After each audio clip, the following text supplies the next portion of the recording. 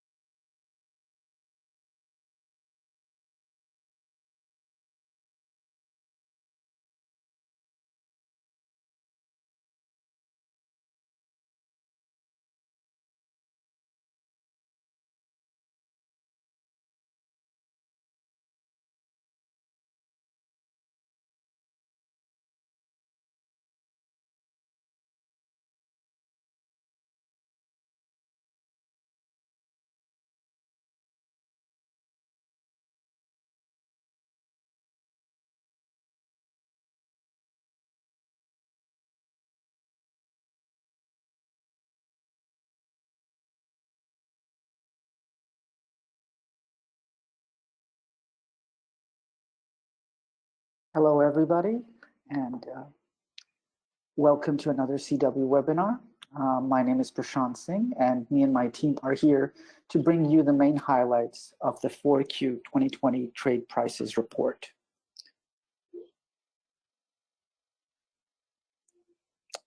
So, next slide, please. I am based here in Mumbai, and the lead analyst, my colleague Juliana Vieira, she's based out of our Porto office. And she will be taking you through most of the main slides about the update. So without further ado, let me start on today's agenda, a brief description of our company, what is that we do, what we have to offer, and of course, the main highlights of this update. So I would like those of you who've heard us before just to bear with us for a few seconds. So CW Group is present across 3 distinct verticals: advisory, research, and media. Under the advisory portfolio, we work with major global consultancies and leading institutions, such as the World Bank, on a variety of projects. We provide consulting and advisory expertise on a diverse product portfolio.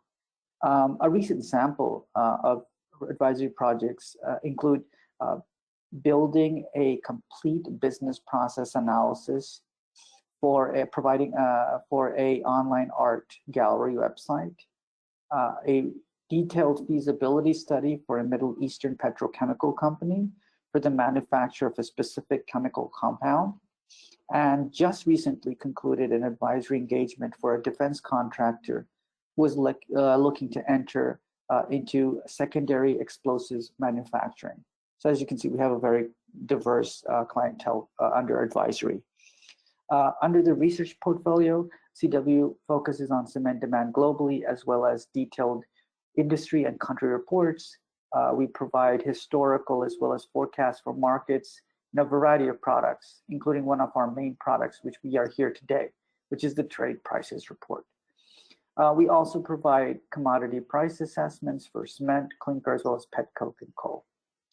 Under the media umbrella, we have an online access to our vast database of articles. We have newsletters for topics of interest, as well as industry-specific meetings. So let us sort of dive into the report that we are sort of here for today. As you can see on the next slide, the CW Research 4Q 2020 update of the trade prices reports includes a quarterly report, which is focused on providing a comprehensive quantitative as well as qualitative analysis on the trade of cementitious products.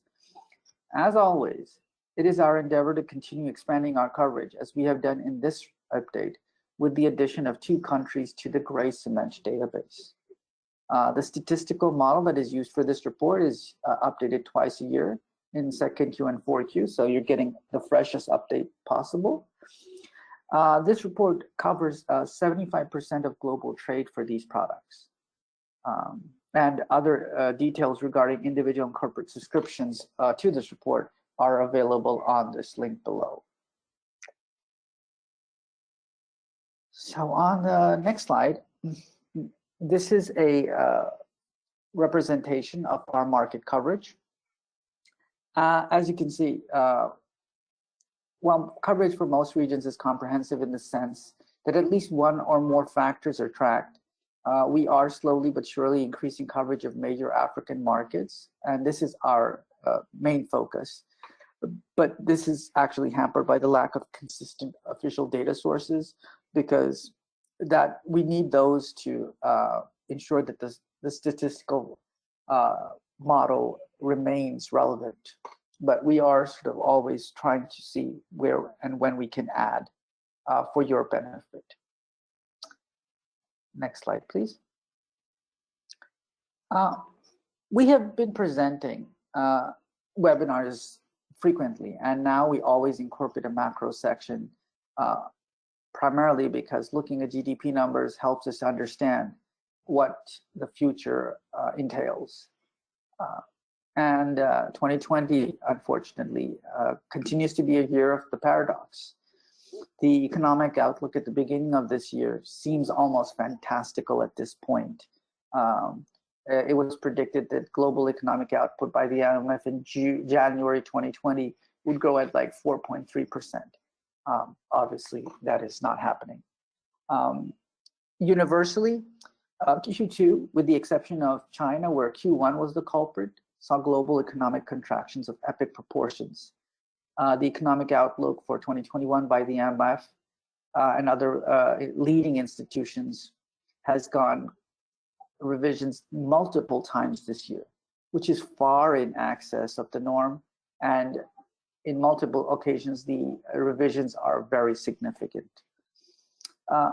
Just as a simple case in point, and since I'm based out of Mumbai, I'll give you an example of India, which is Asia's third largest economy and the world's fifth largest economy. After a horrendous Q2, it saw a contraction in GDP of 23.9%, which is the worst performance in like decades. The final outlook for India expectation was between -9 to 12% at the end of the year, which is a massive decline. And even in the IMF's October update, they said it would decline by 10.3%. But after a very good performance in Q3, now the idea is that India will only decline possibly by around -7 to -8%. So you can see that there is so much revisioning going on. There's so much, so many factors that have to be updated that nothing is literally consistent, which basically leaves us with our main point for this year. Uncertainty is king. The economic outlook will remain inconsistent, and it will be driven by vaccine rollouts across the world. And I mean the world.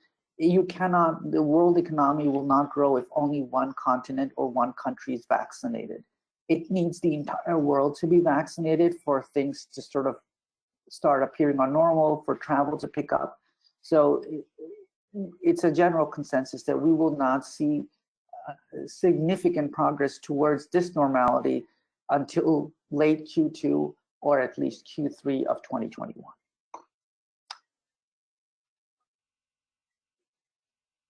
So on the next slide, this is a short overview of the BDI, and the Baltic Dry Index is the main sea freight index, which tracks shipping for dry bulk commodities. And as of December 15th, it rose to its highest level since November 2nd. Primarily, the performance of this index has been driven by China. And after China's, let's say, very closeted performance in Q1, Q2 and Q3 have been remarkably robust, and the expectation is that they will continue to be so, which is helping drive the BDI. And we should see that China-driven focus there for the next couple of quarters at least.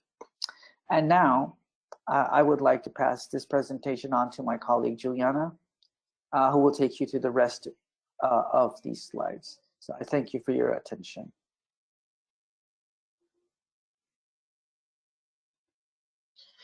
Thank you, Prashant. Welcome again, everybody.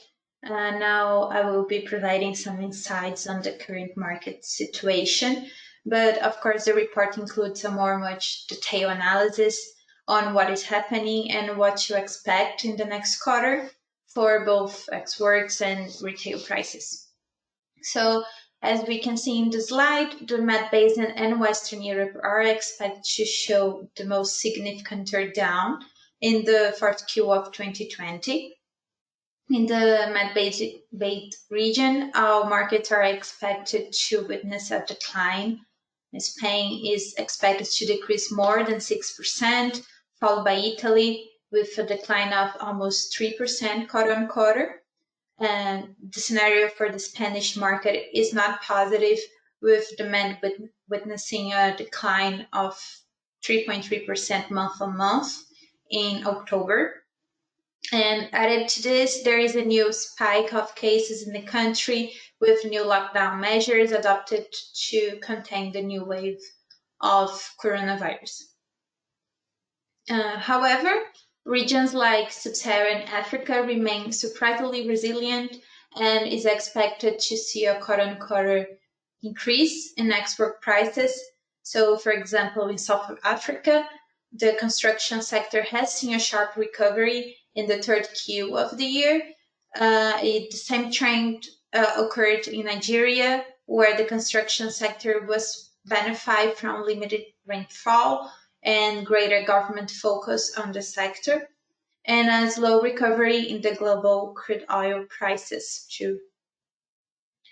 Also in South America, especially in Brazil, the construction sector continues to show a strong growth, with cement demand increasing in the May-November period on a yearly basis, and not only due to the resumption of construction works, but also because of small renovations and repairs. Now, on the other side of the world, in China, prices have been witnessing an upward pressure in prices as manufacturers raised prices as a consequence not only due to the acceleration of infrastructure projects, but also because of the suspension of production in some provinces.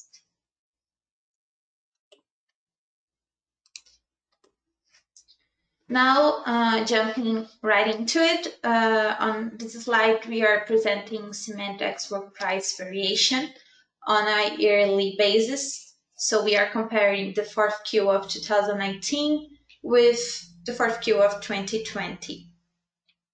On a yearly basis, export prices variation are expected to range from a decrease of more than 6% in Eastern Europe, China, and the Med Basin, to an increase of almost 7% in South America.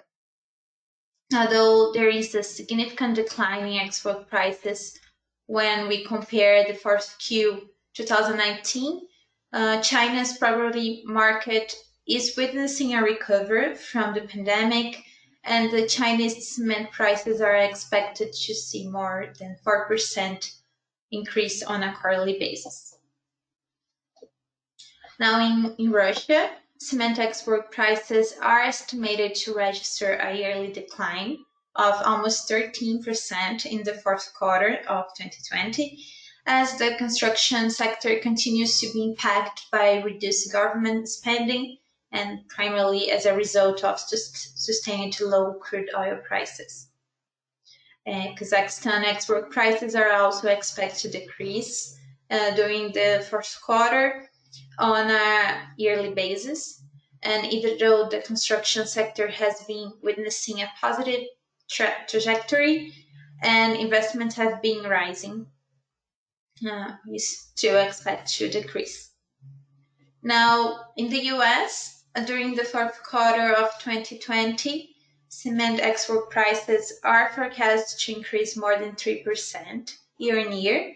The value of construction put in place in the US increasing 3.7% year on year, and added to this, the housing starts saw a rise of 14% in October when compared to October 2019. Now, in order to better understand the trade prices dynamics, and before we jump into the trade study, I would like to start by providing some country level insights when it comes to cement demand. So, looking at the markets facing a challenging environment, we include Morocco, Colombia, and Argentina. In Morocco, cement demand declined year to date by 10.8% in November. On a monthly basis, there was a decline of 11.4% to 1.1 million tons from 1.2 million tons in the previous month. Now in Colombia, cement demand witnessed a decline of 11.6% from January to October to 9.4 million tons. However, in a monthly basis, there was an increase of 3.7%. The reopening of economic activity since September points to a gradual recovery in the sales of cement in Colombia. Now, while in Argentina, from January to November, cement demand declined 14.5%. On a monthly basis, there was a slight increase of 2% as the country reduced lockdown measures, which made possible for activities in the construction sector to resume. Now, on the other hand, the markets that are showing growth, we included Brazil and Saudi Arabia. The cement sales in Brazil increased 12% year-on-year in November, reaching 5.3 million tons. From January to November, sales amounted to 55.4 million tons. This represents an increase of 9.7% when we compare to 2019. And in the Middle East, sales of cement in Saudi Arabia, also in November, increased more than 15% year-on-year as the construction sector remains positive. And among the companies in the country, 16 reported higher sales during the month of November. So to now provide a context of the global market scenario, I'm going to present a volume analysis of trade of cementitious products in the recently concluded third quarter of 2020. So globally, gray cement volumes saw an increase of 11% when we compare quarter on quarter and 2% when we compare to 2019. So to start, the Med Basin and Asia Pacific were the regions that reported the biggest export volume during the third Q. And Turkey remained the largest exporter of gray cement and experienced a significant increase of volumes of more than 26% quarter on quarter, with especially the US increasing import volumes over the last quarter. Turkey was also the largest exporter of white cement, while Vietnam was the main exporter of clinker and Japan was the main for slag. Now, looking at white cement, the US, Israel, and Italy were the main markets importing from Turkey, and focus on clinker, more than 85% of the Vietnamese exports were directed to China. Japan is the biggest slag exporter with a share of more than 40% of the total exports, and it's followed by India and Turkey. And as a highlight for the slag export, Turkey also increased volumes for slag during the third Q 2020. When we talk about FOB average prices during the third Q, on a quarterly basis, South America was the region with the biggest price drop of almost 2%, reaching around $71 per ton, while sub-Saharan Africa prices increase around 7% quarterly. Now, on a yearly basis, North America and the Caribbean FOB prices decreased by around 5%, reaching almost $98 per ton, and the region represented 7% of the global traded volume during the quarter. Now, when we look for the fourth Q of 2020, gray cement and clinker prices are likely to witness a small increase when we compare to the third Q, and the Med Basin and the Asia Pacific regions are likely to continue to be the top two major regions to export gray cement during the fourth quarter 2020.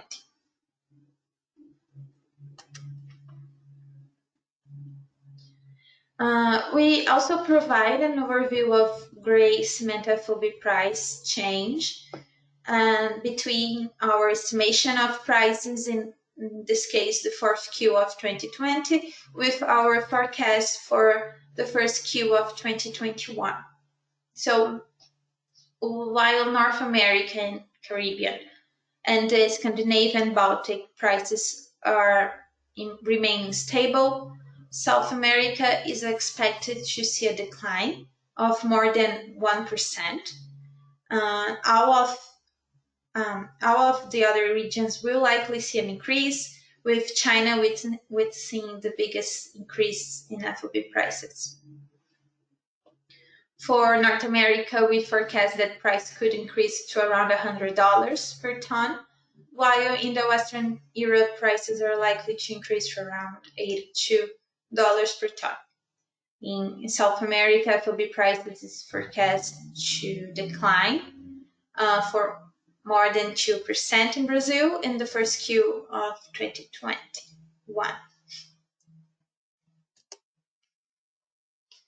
Now, I would like to leave you with our closing remarks. Please note that we focus on the highlights of this update, and for more detailed information you can find available in our report. And please do not hesitate to contact us so we can help you. So once again, in the third Q, Turkey remained the largest exporter of gray and white cement, while Vietnam was the largest exporter of clinker and Japan the lead for slag exports. In the fourth Q of 2020, on a yearly basis, export prices are expected to show a wide regional variation, and sub-Saharan Africa showing a sharp recovery. Cement prices are expected to remain under pressure, even though clinker prices are showing a more robust increase. And overall, the CW price index for gray cement is expected to remain stable in North America and the Caribbean, while firming up in key regions, including the Middle East. So I would like to thank you for your time and attention. CW wish you a Merry Christmas and a Happy New Year, and we see you at our next webinar in 2021. Thank you.